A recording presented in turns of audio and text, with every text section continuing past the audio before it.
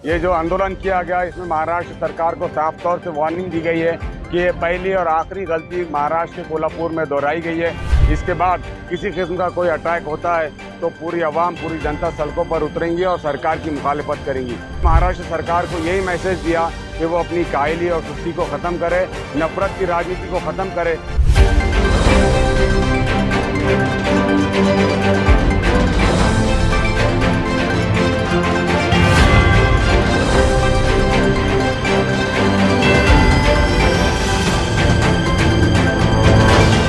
ये जब तक अपने सियासी आकाओं का हुक्म नहीं आता, ये ना मुसलमानों की बात करते हैं, ना दलितों की बात करते हैं।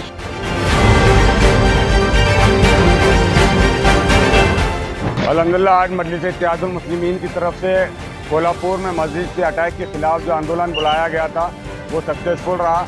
आज शहरियान ने औरंगाबाद में ये साबित कर दिया कि उन्हें इस किस्म की कोई हरकत मंजूर नहीं है। आज खासदार इम्तियाज़ जलील साहब के नेतृत्व में ये जो आंदोलन किया गया, इसमें महाराष्ट्र सरकार को साफ तौर से वार्निंग दी गई है कि ये पहली और आखिरी गलती महाराष्ट्र के कोल्हापुर में दोहराई गई है। इसके बाद अगर किसी भी धर्म स्थल पर, चाहे वो मंदिर हो, मस्जिद हो, गिरजाघर हो, किसी भी धर्म स्थल पर अगर किसी किस्म का कोई अटैक होता है तो पूरी आवाम, पूरी जनता सड़कों पर उतरेंगी और सरकार की मुखालिफत करेंगी।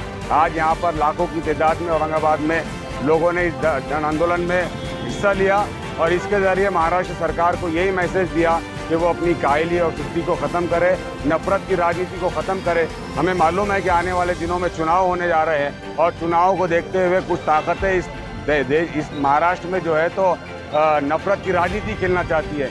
आज खासदार इम्तियाज़ जलील साहब ने साफ तौर से कह दिया कि हम किसी हाल में इस तरह की नफरत की राजनीति को बर्दाश्त नहीं करेंगे।